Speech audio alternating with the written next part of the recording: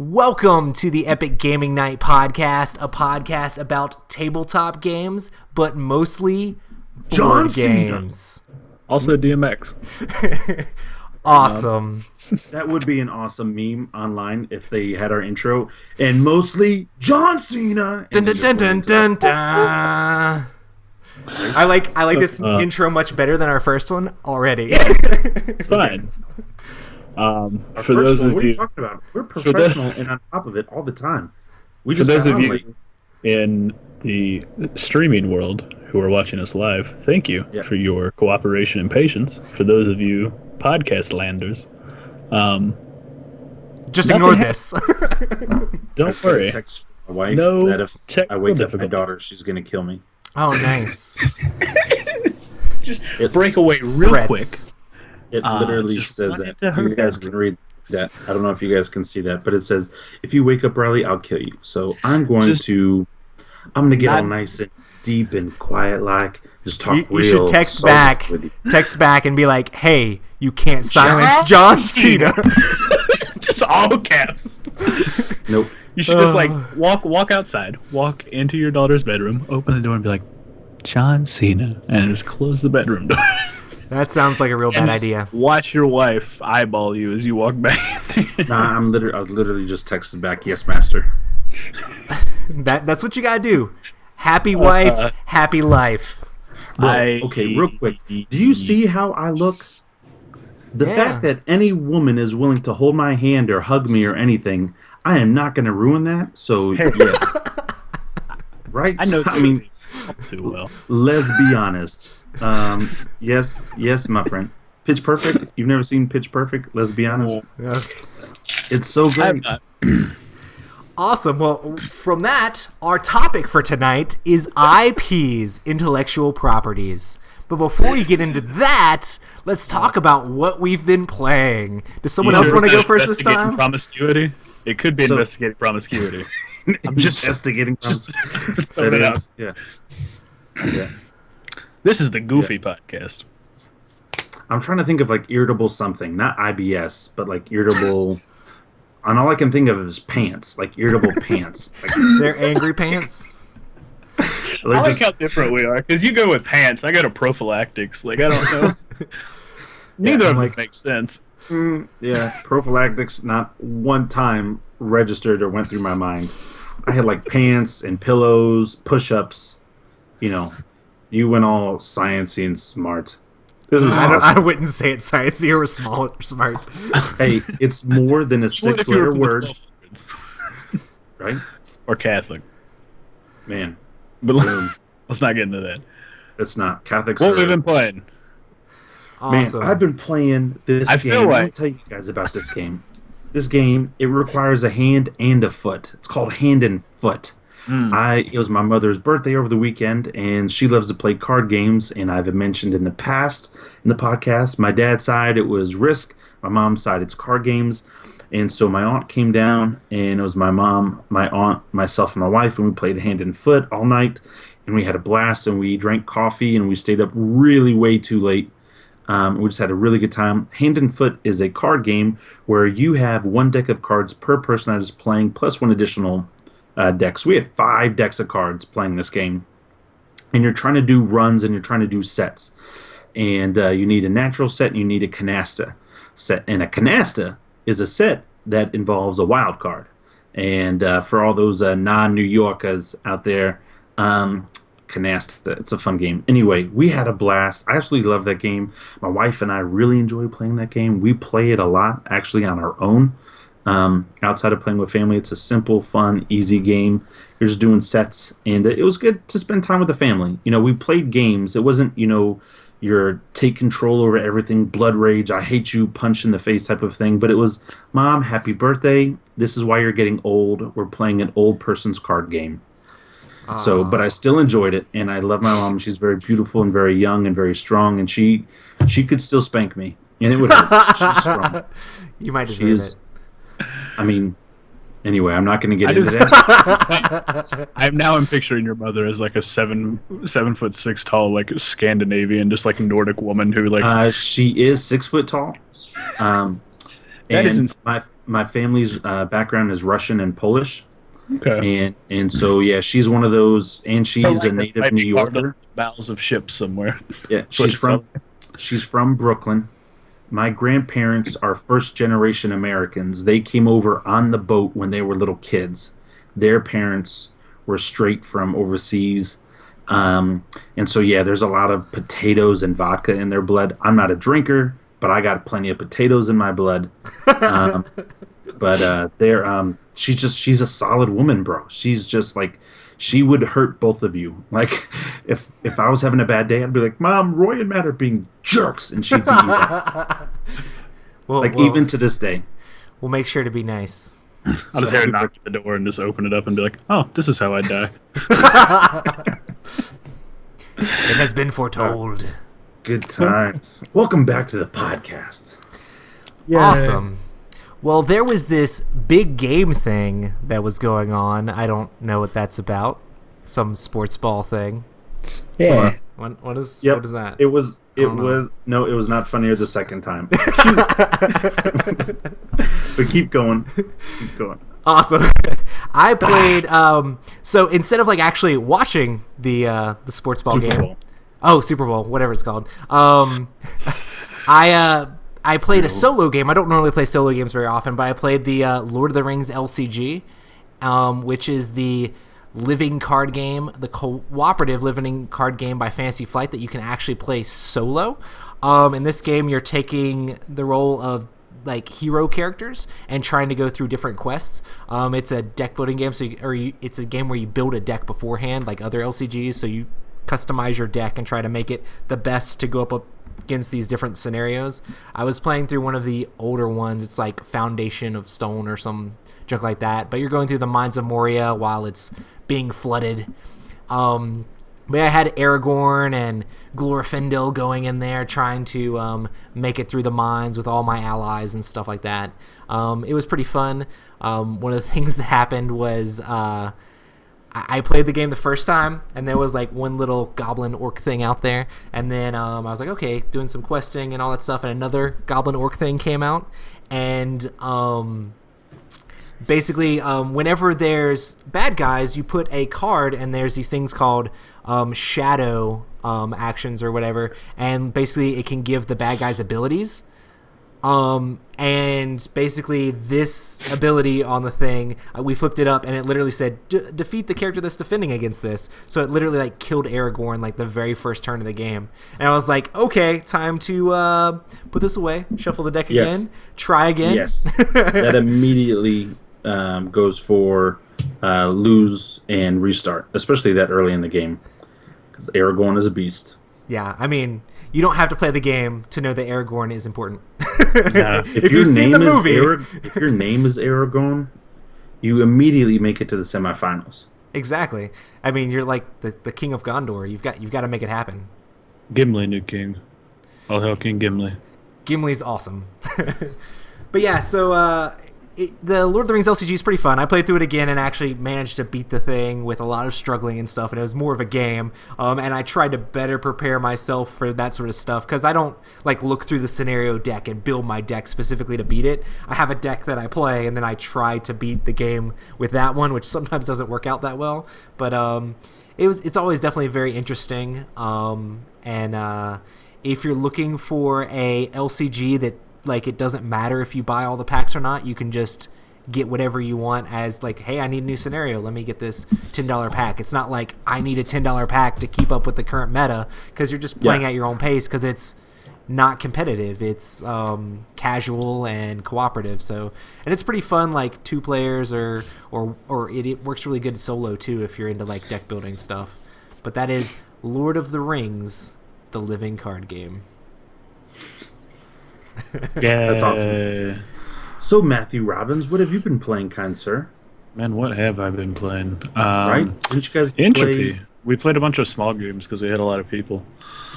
I don't remember a lot of the small games, Deception, but I do remember we Kong? played. Oh, we did, yeah. We played Entropy, Deception in Hong Kong. And we But played I'm Ink real and mad Gold. at Deception in Hong Kong, so I try to love that forget it. game. You can leave it here. That's fine. I like playing the forensic scientist or just a regular investigator, but like anytime I'm the murderer, I'm just like, we wrecked him so hard. There's no way that you can connect these two things. And then AJ's always the forensic scientist, and it's always the first two cards. It's like, okay, cool. So it's in a bedroom and it's cold. Okay, well, who? Oh, that's it. That's it. That's it. I'm just like, yeah, mattress and snow. It's like, crap. How did they get mattress and snow? Neat. I've yet to get like a card when I'm the murderer. This like riddle where it's like an existential thing where it's like, think about it, and I'm just like, great. I have like solid tangential objects. Yeah. Yeah. Matt was just like, papers. It's me. I'm the murderer. Good luck. It was like real bad. And we're like, okay. It was like the first thing that happened was Hector was like, hey, it could be this, and Roy's like, I'm pretty sure it is that, and then everybody else is like, no, that's it, and I'm like, he hasn't even finished placing the bullets yet, and you guys have already figured out exactly what my things are. So did you guys guess on round 1 and get it right?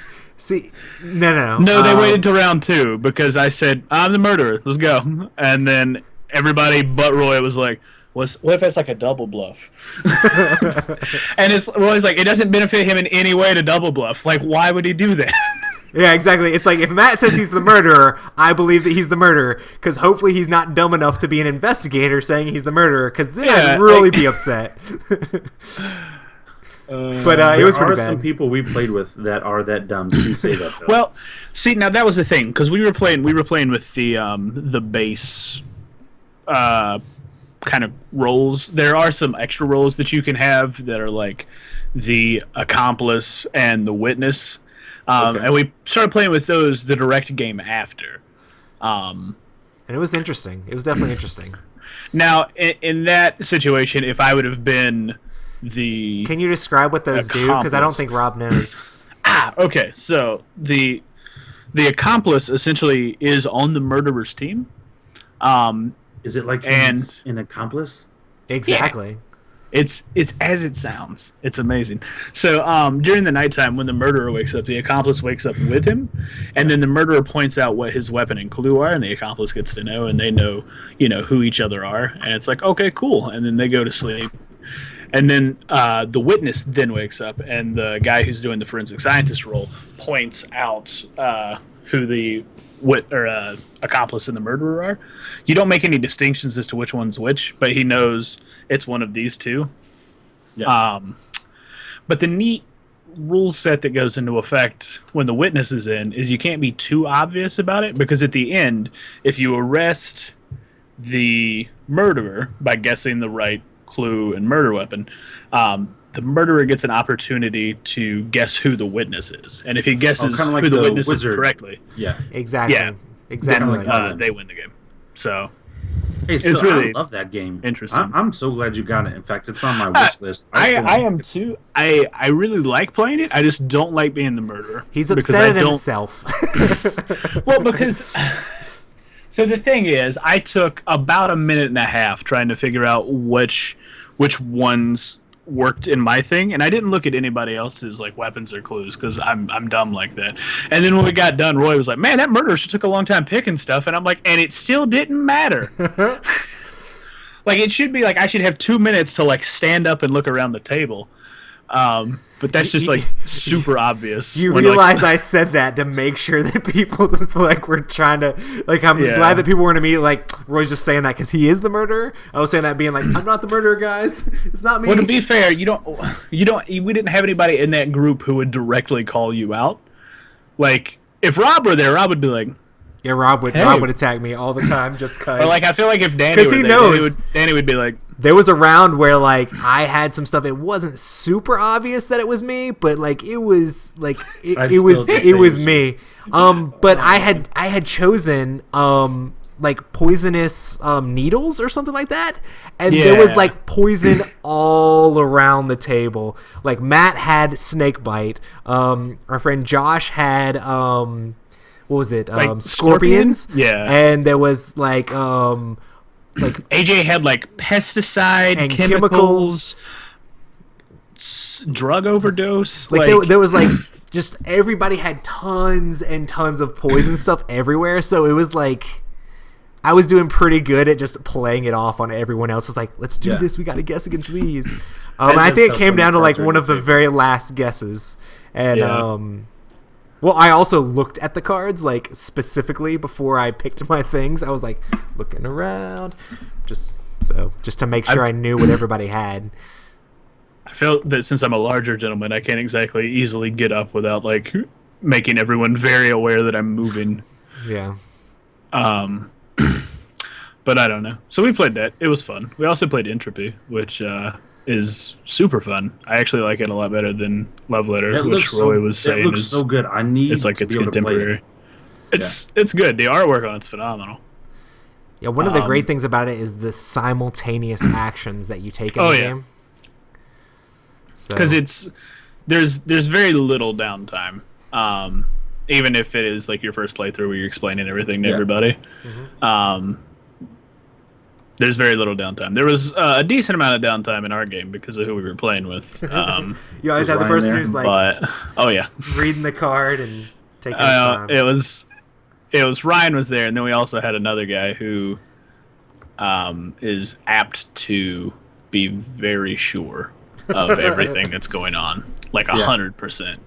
And it's like, not 100%. You can learn by doing, as opposed to reading the entire dictionary and then going, I understand English. Like you can just pick it up as you go. You don't have to. You don't have to just memorize everything. Make mistakes. Take a chance. Yeah. I mean, it's the first game for most everybody there, so it's not like it was that big a deal. But it's quick. It's fun. I like it better than Love Letter because I feel that there's a bit more strategy to it. Yeah, it's definitely very interesting. It's a game where you're playing a character trying to forge the shards of your reality back together, and you're just simultaneously playing cards trying to manipulate the shards from your reality into play in front of you so that it's locked. And if you get 4 of them locked, you win the game. It's a pretty cool little game, and it's from Rule and Make in Australia. And you can try to like passively or actively screw over other players, which is always really neat. And with the simultaneous actions, you have like one of like 6 choices of things you can do, right? And so if you happen to choose the same choice as anybody else at the table, neither of you get to do it unless you have like a specific card called the Anchor that lets you go ahead and do it anyway. And that's super intense when you're playing with the max of 6 players like we're playing. So like you're just constantly clashing all the time. And it was funny because there were multiple times where we're trying to stop somebody from winning. Like we were trying to stop Hector from winning a couple of times. So it was like everybody was playing. Mean. He's such a sweet guy. I know. I don't think he actually ended up having what it took to win. I think we either miscalculated. No, he had to discard. He had to discard for some reason. You're saying Hector doesn't have what it takes? Ryan was right on the edge of winning for a long time too. I was like, ooh. The sad thing was I knew where both of the remaining 2 of my cards were for 3 turns. And Ryan had them all. Full rounds. And I'm just like, don't clash with anybody. Don't clash with anybody. Don't clash with anybody. It's kind of interesting because like after the first 2 times, if you clash 3 times in the game, then you get to do this like sort of like pity sort of thing where the top 3 cards of the deck get revealed, and if there's one of your shards in there, you get to put it like you get to take it. So it's kind of like after you've clashed twice, it's kind of like you almost want to clash sometimes. Just so you can get something. Just so you can get something. So you're just like, I kind of want to actually like clash. So then you're trying to think of how to make it so that you're clashing. So and you can see what cards other people have already played. So you can try to like figure out what your odds are of being able to not clash with someone. It's a pretty fun little game, and it's super simple, super easy, like to teach and learn, and it's a great filler game. Yeah, definitely. We're definitely playing it at Gen Con. I mean, before then, of course, but that will be our Level Letter at Gen Con at 5:30 in the morning. Oh yeah, just to randomly pull out whenever. Yeah, and then have some guy come in. Oh, are you guys playing Entropy? I'm the Grandmaster. I'll win every game. That was pretty awesome. We did have some guy randomly join us. Oh, you guys are playing Love Letter? That's fantastic. Here's how you should play. And just like, it was between him and Roy after that. Neat. It was I was like, so you're good at guessing numbers. I drove us here, so screw you. Anyway, wow. So this week's topic is intellectual properties. So Man. what is an IP? An IP is basically different worlds or Irritable different pants. things. Irritable pants. Different things that people have made. Like, you could say Star Wars is an IP, or maybe Lord of the Rings is an IP, or there could be video games that are IPs, or there could be books that are IPs. So it's just somebody else's world or story that they've made, and they've made it into an intellectual property that there's a bunch of spin-off things, and then they can license that IP out to different things to be able to make money off of toys or action figures or games or different things like that. Bro, we need our own action figures. How cool would that be? I think it's Gaming Night okay. Action figures. I think the world is all right without them. No, but seriously, Matt. If As we long lined as them they're up not in a row- chibis, like, if could you we lined them imagine up if we in a were all row, chibis? We would look like the number 100. Me and Robert is circles. That's what I'm saying. We would be the number 100. It'd be Roy, me, and you. It's like, yay! Ooh. Oh man, We did it. I almost want to do that. No. Bobblehead No. or something. No thanks. So, what are some examples of IP games? Awesome. Oh boy. Great I've got a segue. list. The best one ever. We talk about it all the time. We've talked about it on like tons of episodes so far. Battlestar Right. Galactica. What? Battlestar Galactica. You're like, what? Threw me for a loop. Not right out here. I said Rhino here too. Yeah, Battlestar Galactica is great, based off of the space TV show. Awesome stuff. Well, of course, Star Wars is an amazing IP. Fantasy Flight is just absolutely killing it. In fact, they're killing it so good they were able to create their own ship, and LucasArts was like, "Yeah, that's cool. It's legit. We'll put it in our universe." I mean, so that's kind of amazing. Yeah. You can go up to George and be like, "This is the ship you were looking for," and it happens. That's awesome. Do you have any others? I have others. I've got a whole list. There's also Star Trek is an IP. You know, they Yep. have the 5-year mission, and then they have the Star Trek Attack Wing. Sins of Anarchy, the board game, which I own, is an IP. They have WWF or WWE as an IP. They have Homeland as an IP. They have The Walking Dead. Marvel Legendary. That was my next one. I was about to say that. Marvel Legendary. I was trying to get it in there before you. Well, and then they have the legendary Aliens and legendary Predator. Civilization is an IP from the computer game because it was a computer game before it was a board game. And so that's an IP that they took to create that. I like all the Lord of the Rings IP games with Lord of the War Rings of the Rings, LCG, stuff like that. War of the And some of the new Ring, Battle of the ones. Five Armies. Yeah. Ghostbusters is a new IP that Wah, they got the wah. IP based off of the comic, not off of the cartoon Huh, or off interesting. of the movie. They got it based off of a comic. And I know there's a Kickstarter right now for Teenage Mutant Ninja Turtles, which is also based off of the comic, not off of the cartoon or the movies. Yeah. And then there's the IP for the popular board game, video game Portal. Yeah. Yeah. Fantasy Flight does a lot of IPs with Warhammer 40K and the Warhammer universe with Forbidden Stars and all the different Game of games that they have Thrones. there. Game of Thrones. The another video game IP that is coming up is the Banner Saga. Yeah. One of my favorite video games. I'm curious to see how it works in a board game format. That'd be cool. Love that video game though. I never played it, but it sounds great. It's fantastic. I love flags and banners and It's actually a very bleak, depressing game. is that why you love it so with much? it's very pretty. Like the animation in it, it looks like it reminds me of those like old hand painted Disney movies, like the old Sword in the Stone Yes. movie. It reminds you of that, and it's like a cross between like Final Fantasy Tactics like battles and then like resource management, like an Oregon Trail sort of thing. Like you're moving this Okay. giant wagon team full of people, and you have to like account for your like their food, morale, and stuff during like harsh winters. That's It's that game can get rough. It's but it's a ton of fun. It's fantastic. And then That's I cool. found out the other day that they were making a board game, and I was like, I missed the Kickstarter for this too. I was real Which sad. one was That's the other okay, one you though. missed? Was it Sith? Yeah. Or Scythe. Sith is gonna or Scythe. Yeah, that's gonna be ridiculous when it comes out. I don't even know that I'll like it. I just love the artwork. It looks I almost backed it. I had it on my hot sheet to back it. I was like, this just looks amazing because it's like a steampunk type of thing. But anyway, it looks this show. Yeah, go for it. Before we get way off. But there are tons of IP board games. Tons of IPs. And we've mostly said, like, the good ones. So if you want to imagine the bad ones, they go on forever. Yeah. Awesome. So what IPs would you love to see made into a game? And how would it work? I could talk about this all night. So do you guys want to go first? Do you want me to give you one first? Because I have multiples written down. I can say one. I would really like to see, there's an anime that I really like. It's like one of my favorites called Trigun. It's a anime where there were all these ships, like spaceships that were like colony ships, like in space trying to like get to a different planet. And because of certain circumstances, it crashed on this desert planet. And there's just chaos, and like it's basically like the Wild West, but it's like in like the future.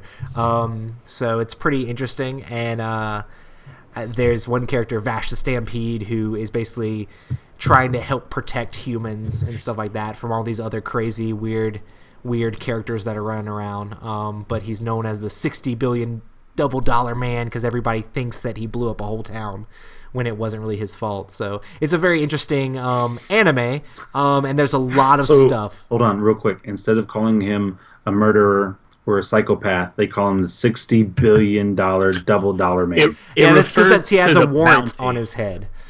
That is attached. Okay. Yeah, so basically they're going to give you tons of... That would be so hardcore. Bro, I'm the $60 billion double dollar man. They're gonna give whoever kills him tons of money. So he's like this good guy who's going around trying to protect humans, but he has all these bounty hunters chasing after him, trying to kill him for the bounty. So it's pretty awesome. A random... Did he do it? No. Spoiler alert. I mean... Well, technically. Actually, he destroyed the entire town, but there were 0 casualties. So he destroyed all the buildings, all the structures, no deaths. It's like a miracle. A random aside about Trigun is, if you notice, you never see anywhere near that amount of money the entire show. Yeah, I don't know who would ever money give. Is super scarce. I don't know who would ever pay for that. Even the insurance ladies who were following him around trying to figure out what he's doing, they're like, do we have $30 for water? Like, I don't... What's happening? Wanted dead or alive. If he's dead, you solved the problem. Sorry, we can't give you the money. Whoop. That's awesome. It's a really good show, though. Yeah. But I would love to see a board game. Like, there's so many different ways you could take a game in that IP. Like, you could have cooperative things where you're trying to face off against some of the villains from the show, or you could have ones that are more like shootouts and stuff like that. So this might be a real goofy idea, but could you imagine Stephen Avery's Rubber Banditos, but like themed in Trigun? So like instead of having would match exactly instead of having like a tiny rubber band gun, like at some point you just have like the Giga gun that you pull out and it just like wrecks the board. You're like, yes, I've done it. It would literally fit the theme. Cool. Just destroy. Just basically, you just take your arm and you wipe the town off the table and throw it in the floor. And you there's just take a rubber band ball and just throw it. Yeah. What are those things that you put on the back of trucks that are like rubber and they have the hooks on them to hold stuff down? You know what I'm talking about? Bungee cords. That would be your rubber band. You'd shoot a huge bungee cord. Yeah, that'd be awesome. Yeah. Yeah, I've seen people make some like Bang variants where they added in like all the Trigun characters and stuff like that. That's pretty cool. Big times. So my first idea is, and it's only the third one, and here's what I mean by the third one: Matrix Revolution, not Matrix or Matrix Reloaded, but I would love to see Matrix Revolution, and I'd love to see it played as a Queen's Gambit. Where in Matrix Revolution, spoiler alert, it's been out for a while, but spoiler alert, the machines make it into the city. They make it into Zion, in case you guys didn't know. And so the humans are fighting and holding off the machines, while Neo is headed to the machine main city to fight Agent Smith.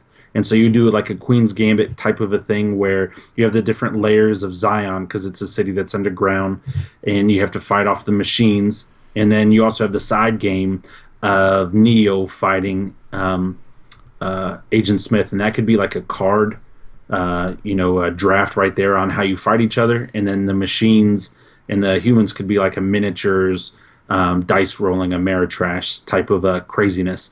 And the whole point is the humans, like in the movie, have to hold off and wait for Neo to win. And if Neo loses the side game, then the humans also pretty much lose. I think that'd be a really cool game. I love the mechs, the mechanic warriors that they created in that movie. And then just to see the Sentinels flying around and create that huge like death spin and then just consume everything. That would be cool. And the way minis and stuff are coming out today, it's totally doable. I don't know how you'd make the death spin or whatever, but you can make the individual minis to look amazing, and all the different ships and the EMP pulse cards and stuff you could play. So that's a first idea that they haven't done that I would love to see happen. Nice. Right? Mind blown right now, right? Is that it would be crazy. I wonder like if people would make like games off of like IPs and stuff that have like been like out of circulation for a little while and stuff like that. I wonder if it's like less expensive to get that sort of IP, or if they'd be like afraid that it wouldn't sell as well. Or be like Fantasy Flight and be a trendsetter, because they were making Game of Thrones games before Game of Thrones' show was on. Now, to be fair, Fantasy Flight also has like a Scrooge McDuck bank full of gold somewhere that they can pull from, and if they fail, they go, oh well. And Christian Peterson says he always wants to work with licenses that he feels like are like more than just like their time, like stuff like Star Wars, where it's like Star Wars came out forever ago, and like they're gonna. I mean, there wasn't even a new movie gonna be announced when they like started doing like the Star Wars stuff. So it's like they wanted to get with on that stuff and stuff that they really had faith in, that they thought could go for a long time, like the Lord of the Rings license. Like people are going to be talking about Lord of the Rings forever, so well, they have been. I got a couple others, but do you guys have some? Matt, I would like to see, I know I've mentioned this before, but I wouldn't mind seeing like a game based off of like the Blade Runner universe. Yes. Whether it be like the movie, like the actual full director's cut, not the one that Sony put out just for people who watch movies, or even like the novel "Do Androids Dream of Electric Sheep." Like either way, I feel like it lends itself very well to being like a social deduction game, but it could also be like a hidden movement game as well. I don't know. There's a lot of different ways that you could do it that I think would be really interesting, and plus the artwork could be just phenomenal, and that's really what makes my witters twitch, as it were. Witters twitch, I love it. Hooray! I would love to see, and I would really, this is just more because I'm a fan of the movie. I actually really love the movie, Braveheart. It would completely be an area control game. And I know they've done games like this where you have to conquer England, and, if it's not London or England, you have to conquer Europe and stuff. And so I believe William Wallace has been addressed in the past, but I just really enjoyed the movie. And I love, and a complete side note, I was actually kind of disappointed when the Scots decided not to vote for independence and they rejoined England a couple years ago. For those that know what I'm talking about, I was like, bro, all those people died and did all that stuff, and there was blue paint on their faces, and you decided to stay because of money. Anyway, I don't live there. It's not any of my concern, but I was, just on the side note, I was just like, don't you want to be free? I mean, you have natural resources. You do have an economy. Anybody who's from Scotland, feel free to shut me up and say, be quiet, wanker, and whatever. No, send the emails to no at Epic Gaming Night. No. Rob's like, you guys need freedom, and Scotland's like, hey man, but we would have to make new currency, and we don't know how that currency would do. Well, they could just borrow somebody else. I mean, there's a half of the, not half, but there are several nations that use our currency or use the euro. They could have just used the euro. They were probably There's looking still at, issues with that, right? They were probably you would looking- have to transfer the currency that they have currently into the Correct. euro as opposed to the pound, which is what they use currently. So they're probably looking at Greece and being like, I don't want There's- that to be us. yeah, and then that's the other thing is Oh, like man, the euro is Greece is very amazing. very shaky. So they're like, do we want to do this? Do we want to make our own currency and be like, you know what? Let's have the Scotland pound or whatever. I don't know. I love what Greece did. Do you guys know what they did? Just keep borrowing money and No. keep So taking they vacations. The country filed bankruptcy. Long story short, and Europe was like, "That's unacceptable. We're going to bail you out." And in 2015, like just say June 1st, 2015, you have to pay us back. And they're like, "So you're going to give us money, and we have to maybe pay you back June? Okay, we'll do that." Well, years and years went by, and June 1st came around, and Europe showed up, and they were like, "So we're here for our money," and they're like, "Nah, we're not paying." I mean, that's literally what happened. And I don't know they if he's still like don't the have president or money. chancellor. No, but he was like, we're not even going to pay. We're not even going to set up a payment plan. We're just not paying. And they shut down the banks of Greece where citizens can only withdraw $60 a day. Everything was shut down. And Europe was like, you can't say no. And so what Europe did is the EU, they ended up extending it a little bit, literally because they were so shocked that Greece said no. And the prime minister of Greece literally was like, I'm not paying you back. I'm just not paying you back. And so I think they're waiting for him to get out of office before they make him pay it back. It's awesome. But Braveheart would be a great IP. We were like, what are these guys talking about? They don't even know. You are so excited about the livelihoods of like a lot of Grecan people Exactly. abolished by one man's inability to control an economic system. Well, it affects us here in the U.S. because if the EU has struggles and they go down in that economy, I mean, the world economy, whether we want to think it or not, we're all connected. As it is for Greece, though. It's pretty bad No, for but Greece. But Greece is a part of the EU, and the It more is. that hurts them, the more that hurts us, which also hurts more of the Asian market. And we're seeing issues right now that with China, they're having a bad little stint right now, and that's also affecting the world market. I mean, look at oil. Gasoline on a national average right now is like $1.25 in most states. But we're still two we're still two whole blocks removed from Greece. So if Greece's problem is a 10, it gets halved. So the EU's problem is a 5, and then our problem's a 2.5. No. Our problem is at 20. We just don't care. When you're 20 trillion, it's not good. I mean, no, but that's not Greece's fault. That's just an yeah. entirely different barrel of monkeys. Where has this podcast gone? I don't even know. Next, our intellectual property. IPs. I have one more IP, which it's kind of funny because it has to do with money. That's what I was hoping you're gonna be like World Bank. No, American Hustle. Have you guys seen American Hustle? No. The old one. The new one with Christian Bale and Jennifer. Right? no, yeah, Jennifer Lawrence is in it, and so is Emma Roberts, I think, the redhead. And then who's the guy? He plays Hawkeye in the Avengers. Jared or Jeremy Renner. I Sure. don't know. It's anyways, just like pretty dude who's the whole movie is based off of the 70s, where this one politician takes a deal that's a corrupt deal, but he has all of the best intentions to help save his city in New Jersey, and he wants to bring back casinos to New Jersey before Atlantic City and all this stuff. He wants to be the guy that does it. But the problem is he takes money from people he's not supposed to take money. Now, he knows it's from bad people, but he has 100% pure intentions.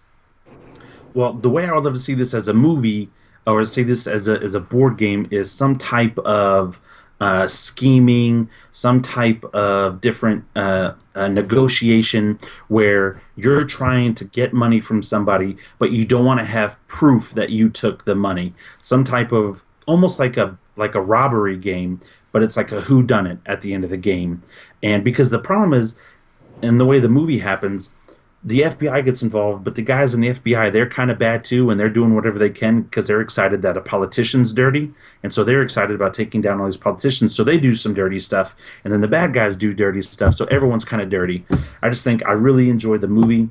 It's got language in it, so I don't necessarily recommend that, but the movie itself, it's a very good movie. It's done by David O. Russell. He does a great job. Same guy that did Silver Linings Playbook and the new one that just came out, Joy. But anyway, I would love to see that as some type of backstabbing, economic, how can we get the money type of game. I think that'd be a lot of fun. Something different than just blowing people up. I don't want to blow you up. I just want to rob you blind. And then when you ask me for the money back, I'm just going to say no. And then I'm going to go eat a hero. Nice. Because I'm Grease. My other one that I had was another anime is Full Metal Alchemist would be an amazing board game, which is just a show about two brothers one's trying to get his limbs back and the other's trying to get his body back after they tried to bring their mother back from the dead. And if you mess with alchemy with humans, bad things happen. But it's a really interesting show about a country that has a lot of shady stuff going on with alchemy, and there's all sorts of different alchemy magic things. It's really cool. But my question is, like, when are the people in Japan going to get super into like thematic board games and come out with all these amazing games? Like, there's so many like awesome like stories like in those mangas in Japan, and I think they're just like super into like CCGs. Someone needs to bring thematic board games to them. The long and short of it, I think, is never, because it's either CCGs or it is video games and media that you can absorb with your eyes that require minimal input. But right, that's why I'm saying someone needs to bring thematic board gaming to the Japanese people. There's a need, and we need missionaries. We're trying to recruit them and send them out. Not like Salvation Religion missionaries, just board game missionaries. Exactly. So would they be missionaries? We got to bring the theme. Right? I don't... Be like, I guys, feel like what I'm about to say might be slightly racist. It's not meant in that way at all, but I feel like there's a lot of other stuff that the Japanese people also need. Then that means I'm going to have to edit. The following views do not portray the rest of the contributors to the gaming night. It's but no, I feel like there's a lot other things the Japanese people could use and other people could give them that would be better off for them as a nation, as opposed to just thematic board games. I mean, it might solve some problems. Wrong. I can't see through your rose tinted glasses, I suppose. I'm sorry. They should get back in the business of actually making kids as opposed to having a declining population. But hey. Good times. Oh my gosh, this podcast has been so weird and political about countries that we are nowhere near. And we have never visited. Most downloaded podcast of all time. Amazing. Just for the weird economic talk halfway through. Awesome. So our next question is, why do you think some companies struggle with making good IP games?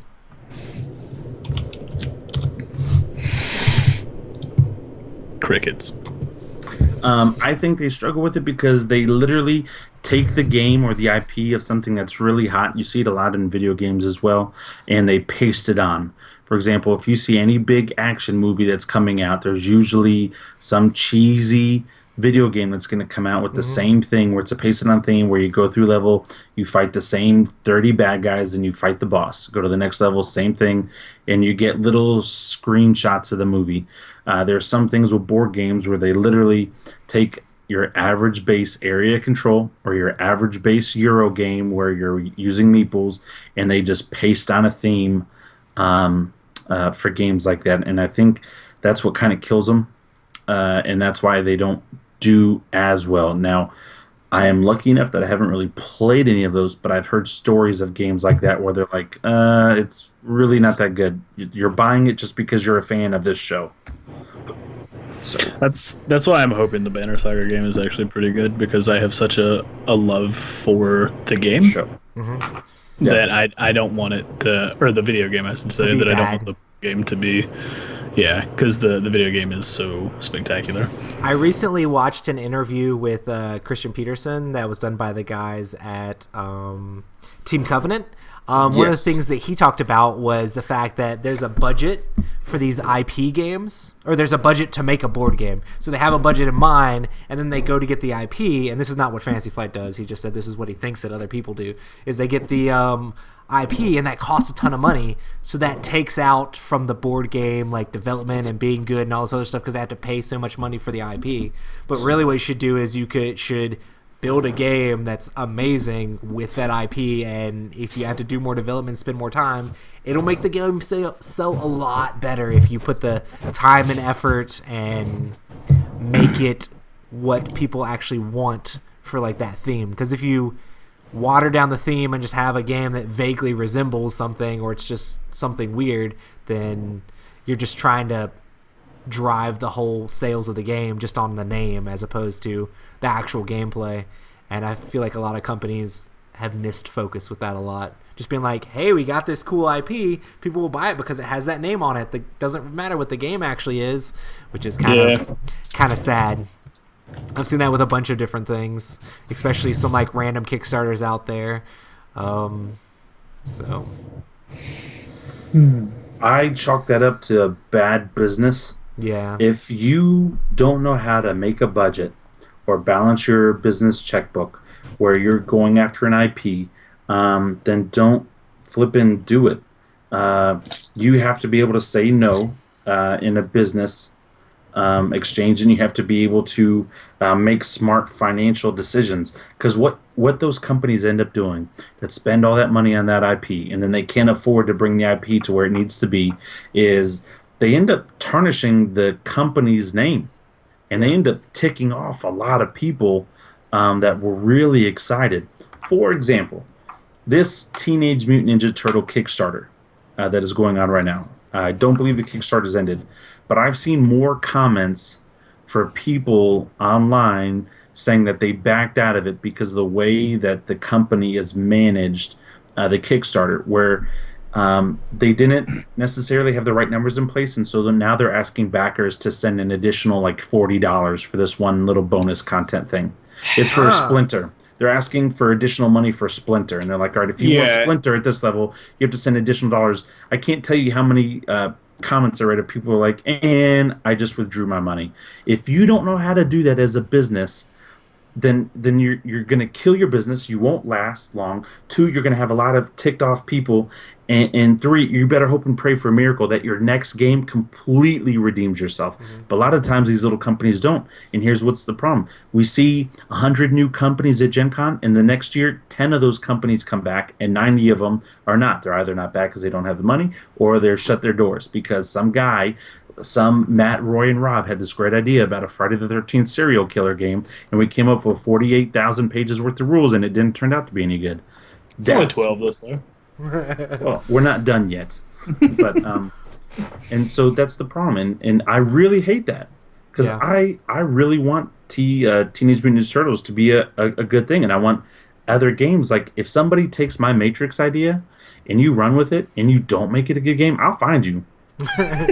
If you make it an amazing game, he'll be like, hey, I want to play that. If not, he'll be like, why did you waste your time and mine? Yeah. I mean, but you guys get what I'm saying, right? I mean, I saw a lot of the same stuff happen with the Mega Man board game that came out. Like everybody's like, "Oh my gosh, Mega Man, amazing minis, looks great!" And then they're like, "Where's the rule book? Why isn't the rule book up on the Kickstarter? It's a board game. Like you should put the rule book up so we can see how the game is actually played. Where's the gameplay videos?" They posted some of that stuff, and everybody's like, "Nope, nope, nope." It doesn't look good. So yeah, something similar happened.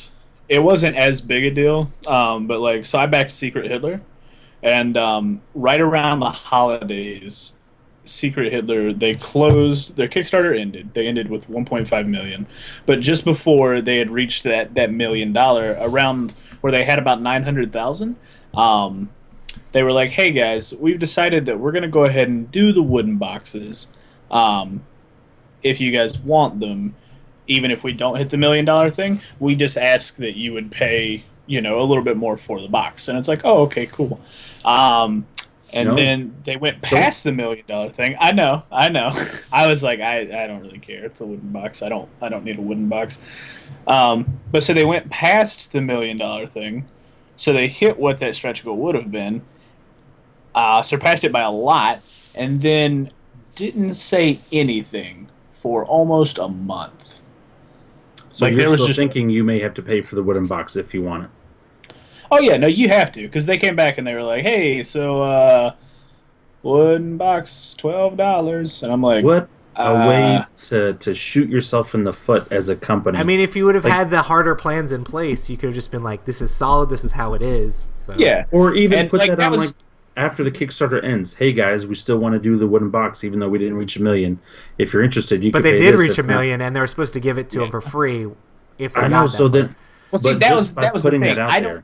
I don't remember if it was worded that way or not, because immediately once they did the thing where they were like, hey, we're going to do the wooden box anyway, they like scribbled the $1 million thing out and then said, we're doing the wooden box anyway, so you couldn't read what it said. So I'm like, I don't know if it was free. I don't know if it was worded ambiguously and they chose to... Have you been charged for it yet? Yes. Can you check back on your receipt whether it's electronic or not and see if you have like I didn't get charged? No, I got charged, but I pledged. Okay. And that's fine. I don't want a wooden box because I feel like a wooden box takes up too much space. And so was the wooden box just a bonus? Like you could click on it? Okay, so you didn't click on it. You didn't click that you wanted one. Got it. They just sent out an email today, I think, for the pledge manager for people who wanted the wooden box but didn't get an opportunity to upgrade while the Kickstarter was still active. But the Kickstarter ended like late November, early December of last year. Gotcha. And it's February, and they're just now getting around to doing the pledge manager stuff. I'm not crazy about spending the extra money. I will say, though, a company that does that well is Cool Mini or not, as annoying as it is. Like, they'll do all the big stuff they'll put into the pledge, right? But, like, if you want special custom dice or a special custom bag or something, they'll say, hey, for an additional $10, we'll give you this extra dice, or $5, we'll give you this token, or whatever. Yeah. That's not so bad because they usually put it up front. Like, you know what you're pledging for.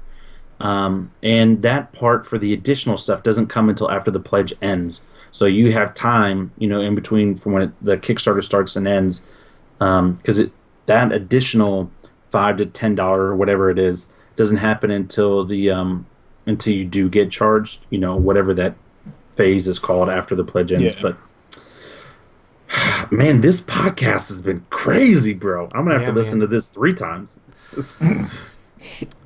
So our next question is how we're putting Roy to sleep. How can a company do an IP right by the fans? There's a lot of like emotion sometimes like built up behind these IPs, and people are really big fans of them. How can a company make sure that like the fans get what they want from an IP?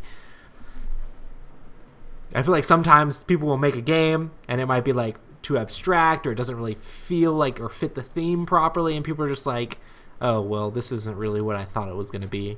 I feel like it's more the same stuff where people just cut corners and stuff a lot of times, probably because it costs so much to get the intellectual property in the first place. I feel like there's a couple of things they could do. They could easily put out like just rules or a general feel of things without giving the game away. Yeah.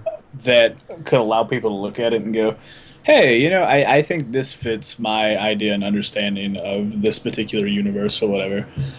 So they can kind of get feedback from the people who would be buying the game before the game is even released. Gotcha. And that might better color their perception. Where, like, if they come out with something, they're like, hey, guys, what do you think about this? And they're like, hey, man, that's not really Star Wars, like, at all. That's just kind of like some dudes in a spaceship. That's just like flipping coins. Like, we're just flipping coins. Yeah, like, we're basically playing checkers. I don't think this is really Star Wars. Yeah, so I mean, you can slap the theme on it all you want, but I'm not feeling it. And that's feedback that they could use to then tailor it or change it. Or any budding game developers out there, if you have even a shadow of a doubt that you're going to mess it up, just don't do it. Yeah, you can easily just come up with something that's very similar. That's just different enough to the not zombie be that apocalypse hasn't happened yet, Aliens haven't invaded yet. It's Yeah. okay if you wait another quarter or even another year until you have the finances in place to be able to make the product. So, I mean, there was a long time where people were just scared to buy any sort of IP because people know that IP video games are not good. A lot of IP board games are just not good. So, like, a lot of times, if it's not made by Fantasy Flight, it's like, man, is that IP going to be okay? And I mean, another example of where they did good stuff was like the BioShock Infinite game by Plaid Hat. They took the BioShock game and made like an awesome IP made by Isaac Vega. So, we need to play that game. I know we do. Do we have it? Rob does. I say we, if we colloquially own things. It says Plaid Hat on the box. Rob owns it. There's only a couple of their games that I don't have, but yeah, it's pretty much I own a lot of their product. But yeah, I'm a big fan. So yeah, definitely just try to make games that are good, and then I'm just gonna say, people will be happy. Stay with the theme and the story. I mean, it's not hard to guess what they're going for. Just watch the show. I would much rather have a good game with no IP whatsoever than a bad game with an IP that I love, because that's just going to make me begrudge the game. And I'll still love the IP. I'll just never buy anything from you because I won't trust you as a company. Yeah. Yeah, you won't make a person lose faith in the IP. They'll just lose faith in you. Yep. Unless well, I don't think anybody's lost faith in Star Wars. It's mostly everybody's lost faith in Lucas. So that's an entirely different thing. I still love Lucas. I mean, he's done some crazy stuff, but he brought us Star Wars. He brought us Indiana Jones. Indiana Jones is awesome. I mean, dude's doing all right. And I like what he did with Disney. I love the deal because they will put out movies all the time. They will run that IP down into the ground. Star Wars everything. Star Wars back massagers. Star Wars vacuums. I mean, talking about everything. I love it. So, what's the next question? What is your favorite game with an IP? I'll go ahead and answer it. It's my favorite game still. It's tied for favorite game. It's Game of Thrones. I think the game Fantasy Flight did a really good job of getting the logistics of the show with the backstabbing and the betrayal and the trying to conquer the Iron Throne. Love the game. It's a lot of fun. They did a fantastic job. And that game was released before the show. That game was released before it's the show. Straight up off the books. Yeah, so and they did a fantastic job. It's one of my favorite mechanics for movement and discovery and battle, and it makes me want to play Forbidden Stars even more after you guys said that game reminded you a lot of Game of Thrones. Oh, yeah. I love that whole, what did you do? What did you do? Yeah, it's like that, except for the combat takes a day. Exactly. So, but that's mine. How about you guys? War of the Ring, but I talk about that all the time. I love War of the Ring. It's so good, though. Oh, and they pushed back the. Did you see that they pushed back the new expansion for that? But it should be coming out, a month or two now, because it was supposed to come out in November, and then they pushed it back. I think to Q1 of this year. So I think is it not February or March? Do you know? I think it's something like that. I figure I'll just get it whenever it comes out. I'll just wait. Be patient. Wait. Wait it out. But yeah, Lord of the Rings, or War of the Ring, is amazing because it is Lord of the Rings in a box. And it really is. I grew up with Lord of the Rings and loving Lord of the Rings, so being able to play through some of that stuff and like move all the armies around and try to sneak into Mordor is a whole lot of fun for me. So Matt, what do you think? I don't know. Have you played a lot of IP games? Yeah, I've played a decent number. I feel like I'm tied between two. Like I can't decide between like Marvel Legendary or Battlestar Galactica. Yeah, Battlestar's so good. Like I'm leaning more toward Legendary just because I like the IP better than Battlestar. Yeah. But nice. I like Battlestar. Like Battlestar's a great game. Like don't get me wrong. We need to play that together. We have not all played that together. Yeah, no, and we can play with the expansion. What 6 or? You can play 8? Up to 7 with the expansion. Yeah, 7. That would be so stupid. Yep, all night. And there's a revealed Cylon. Yep, you start with someone who's revealed. Who can't get on your fleet at all. They just sit on the Cylon fleet and they're like, hello. No. they're on the fleet and they're running around and they could literally be with the humans. Like they have a hidden agenda card that tells them exactly what they're like. They're either trying to help the Cylons or they're trying to help the humans, and you're not sure. It's really weird. They're like maybe like a human sympathizer. They have the human sympathy card. But I just thought they started in the Cylon fleet. Because once you get into that show, things get wacky. Yeah. I love that show. Yeah. But I'm wacky. It's pretty crazy. Yeah. Yeah. I wonder, do those yes count as the shots, or does that have to be yeah? I'm not sure. Well, I think just whenever Matt says yeah, you're supposed to take a shot. So. Yeah. Of course, there's tons and tons of the Lovecraft games out there, which is another IP that is in the public domain, and that's why you see so many of them, because no one owns that IP. It's just free for anyone to use. So, but yeah, that's a cool idea. Arkham Horror, Eldritch Horror, all that stuff is crazy and awesome. So I like a lot of those games too. Mansions of Madness. So.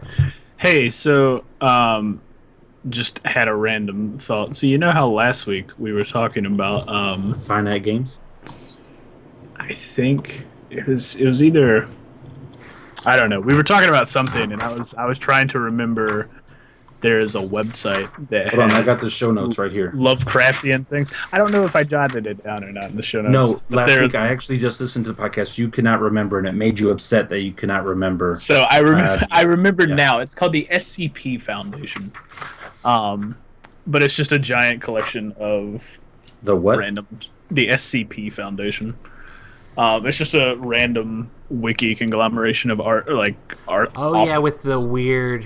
Is it yeah? Is it .net or .org or .com? If you just type in SCP Foundation, it'll take you to things. I think it's like scpwiki.net, I believe. I don't know. You should Google search it. I will do I got scared when he said it'll take you to things. Like, things in Matt's world could be a wide range of things. Yeah, so it's scp-wiki.net. And then there's just a ton of stuff in there. Awesome. Yeah. Sweet. I don't know why that popped into my brain, other than Roy talking about Lovecraft. But yep. Well, because you were talking about the toaster, and if you're on the toaster for too long, you'll become a super toaster. It's good. Toaster goes with Cthulhu, right? Yeah. Toaster goes with Battlestar Galactica. It is, because they do call them toasters.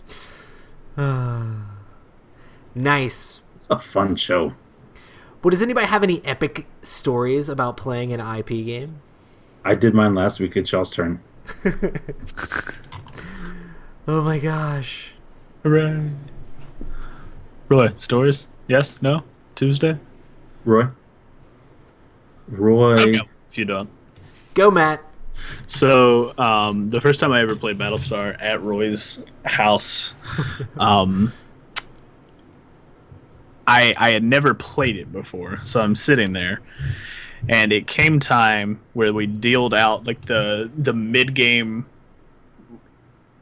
like reshuffle of what are they called? Alliance cards or Allegiance cards. So I got a Cylon card, and so first off, the Cylon cards have different text on them. So when you haven't played the game before, you stare at the card and you read what the card says, and everybody else looks at their human card and it just goes, "You're a human," and they put it back down. So I'm just sitting here reading a card. Everybody's like, "Pretty sure Matt's the Cylon," and I just go, "So what happens if you're the Cylon?" Everybody's like, "Dude, he's so the Cylon." So what happens? Everybody votes to throw me in the brig. So I'm in the brig. I'm like, "Guys, no, I'm not the Cylon. I don't know what's happening. I'm just really confused right now." Super obviously the Cylon. So what happens is it goes all the way around, and I think the turn order is AJ, then Ryan Bradley, and then me. So what happens is AJ is trying to figure out what to do with his turn. And Ryan Bradley goes, "Hey, I'm the president. You can give me an executive order. I can take an extra turn and essentially do like something that benefited the fleet in some way." And he's like, "Yeah, that sounds good. Let's do that." So he gives him the executive order. And then Ryan goes, okay, so for my action, I release Matt from prison. And I'm like, neat. And then, after having taken the extra action, it becomes Ryan's turn. And he goes, I'm going to declare myself a Cylon and go off to the ship.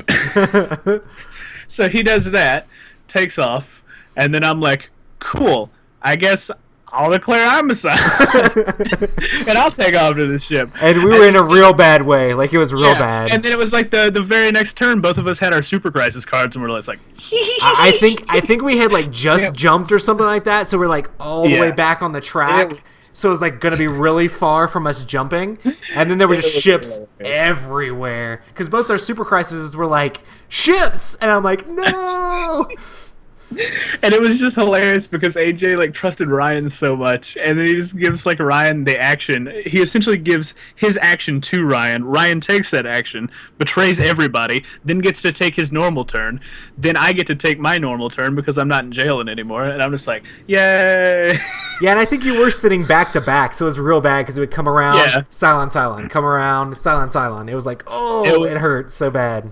It was amazing. That's terrible. It was real bad.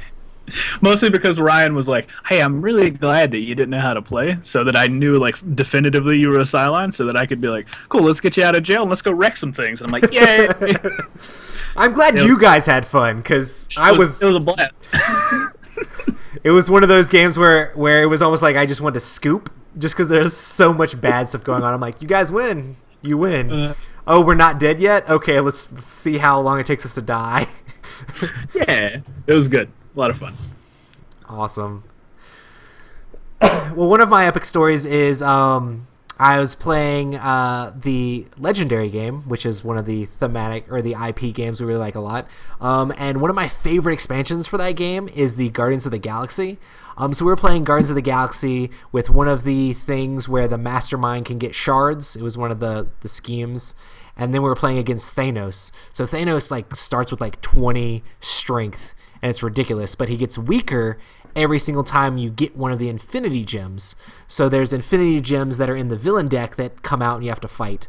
With the Guardians of the Galaxy set, it adds in this special thing called shards, which give you extra attack when you have them. So we're like being the Guardians of the Galaxy, trying to do awesome stuff, and I'm all excited because I'm getting cool cards, but Thanos is trapping everybody in the Soul Gem, so he's constantly, like every time the Master Strikes come out, you have to reveal your hand, and any card, the highest card that's not gray has to get captured by Thanos. So he's like stealing our cards out of our hand and screwing us up and using his Infinity Gems and all that. What a jerk. But it was really cool because my wife got to the point where she had a couple Infinity Gems out. She had I think it was the Soul Gem where each time you defeat a villain, it gets stronger and you get like extra attack every single turn. Anyway, she was able to defeat Thanos like twice in one turn to finish the game. And the fact that Thanos has like a ridiculous amount of strength, like he has 20 and she was able to do like 40 some damage to this guy and hit him twice in one turn to finish out the game, was my epic story. And I just really liked how that set felt very thematic with Guardians of the Galaxy and shards and all sorts of Infinity Gems, and I was just like, yay, power, I love it. But yeah, if you have Marvel Legendary and you don't have the Guardians of the Galaxy set, you've done messed up. You should check that one out. But yeah, I definitely enjoy that as a epic IP game. Boom! I said it before Rob could. Awesome, guys. Well, I guess that has been a podcast. Make sure to check these out. We stream them every Tuesday at 9 p.m. Eastern Standard Time at twitch.tv/Epic Gaming Night. Make sure to send in questions for the podcast. That's epicgamingnight@gmail.com. Make sure to hit us up on Twitter and Instagram. We're always answering board game questions over there, and we post a lot of pictures of the games that we play. And that's at Epic Gaming Night. But yeah, also check out our Board Game Geek Guild. We're supposed to have a micro badge there soon. Like, I've got it submitted to Board Game Geek, and as soon as they approve that, I'm going to put a form up on our guild, and anybody that comes by and wants to get 8 Geek Gold so that they can buy our badge, I'll give them 8 Geek Gold for free so they can put our badge up on their stuff and say that they're a fan of Epic Gaming Night. So check us out on... How much Geek Gold do you have, bro? I have a decent amount, seeing that I donated to them for the thing. They give you a F ton of Geek Gold. Also, I upload all the podcasts and stuff to that, and I put videos and pictures up, and you just get Geek Gold whenever you do anything on the site. So I've got some. I've got over 300, 400 some, so it'll be okay. So first come, first serve. Sweet. Awesome. So we will see you guys next time. Make sure to like, follow, subscribe, hit us up on iTunes with reviews, and check us out on Facebook. And for any economic talks or things about making a balanced budget, please contact Matt Robbins or Robert Newman. Or you can check us out. We don't know what we're saying.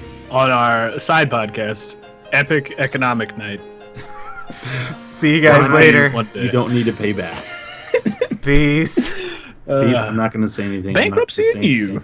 Right? I'm not broke. I have another credit card. Miss Liz said, I'm not racist, but ... Well, okay. And I said, I know, right? And then they said they need to get legendary, and then also said, well done, gentlemen, just now. I don't feel like. Thank you, Miss Liz. Thank you. I don't feel like I was actually racist in any way, shape, or form. However, the fact that you said it. I just needed to preface it, right? Yeah. I needed to, just in case there was somebody somewhere who's like, "What does he mean by the Japanese people need something?" It's like saying, like, "Hey, honey, I love you so much, but that dress." I'm pretty sure you just could have said you probably just could have said babies would be better than board games, but like. Yeah, I mean, there's a lot of more other things the Japanese people could probably use other than board games. But, They need more babies. I was just trying to be funny. And they're I just wanted to help myself is what I was trying to do, because I need that design power to, like, get on it. No, I'm just kidding. You need another baby? No. I need them to design thematic board games in their amazing story universes. But we don't get any Asia's games, do we? What do you mean? Isn't like, what big game Love from Letter? an Asian did that come from an Asian company? One Night Ultimate Werewolf. But that didn't come from Asian companies, did they? Not companies. Those games were designed in Japan. Like One Night Ultimate Werewolf was designed in Japan. That's pretty crazy, right? That is pretty crazy. I did not know that. But yeah, and then Ted Alspach, the guy who made One Night Ultimate Werewolf, took it and then redid some of the stuff and like remade it again. So like there was just like One Night Ultimate Werewolf was made by a Japanese designer. That's pretty cool. That's pretty cool. I know Asmodee, or now Asmodee North America, Fantasy Flight or whatever, they've talked about at the last Gen Con press conference about possibly in the future getting to the Asia marketplace, but it's just so expensive and so crazy. Like they're in Europe right now with Asmodee, and they're in the Americas, but just the Asian marketplace is like, basically what we need Fantasy Flight to infiltrate that area, and then it'll be everybody will be like, I need to make games. I need to make these games myself, and it'll be like, yes, let's do it. Well, considering the majority of them are manufactured in China, you can save on shipping. Exactly, they're like right there. I'm sure it's just the translation is the hardest part. Oh, really? Yeah, Stronghold Games, he does all of his games out of Germany. Germany's a big Germany does a bunch manufacturer. Too. It's either China or Germany. Page. Oh, you found the specific one? Yes. About the toaster? Nice. This is fantastic. Is it a long document? Kinda. It's not that long. It's like maybe a page. Bro, email that to me. Okay. I was gonna read part of it to you. You want me to read you a paragraph? Yeah. Do it. Let's just do the live reading on Twitch here. All right, hold on. Ladies and gentlemen, get your voice though. Get that Me. get that deep mustache smelling voice. Nah, I can't. It's too late in the day for that. Like tomorrow morning, I'll be like, hello. But tomorrow morning's only in a couple of hours. I mean, you're not wrong. But so this is just a brief description of the object. But it says, hello, I am SCP-426. No, start over. Come on. Screw you. I must be introduced this way in order to prevent ambiguity. I am an ordinary toaster, able to toast bread when supplied with electricity. However, when any human being mentions me, they inadvertently refer to me in the first person. Despite all attempts, there is yet to be a way to speak or write about me in the third person. When in my continuous presence for over 2 months, individuals begin to identify themselves as a toaster. Unless forcibly restrained, these people will ultimately harm themselves in attempts to emulate my standard functions. And that's just the paragraph. And then it just goes on with like experiment logs of like leaving people in there to see like how they go about like making toast. That's awesome. It's fantastic. And it's like, I love it because there are some things like this that are really goofy, and then there's some of them that are just like downright terrifying. So it's like, this is neat. Yeah. Nice. Like one of the top ones is just like 2 sentences long, and it's just like, the object is a rock. It is in a box on my desk. This rock forces me to procrastinate. It's probably mimetic or something. I'll finish this write-up later. Like, that's it. I'm just like, brilliant. It's fantastic. Good job. Way to go.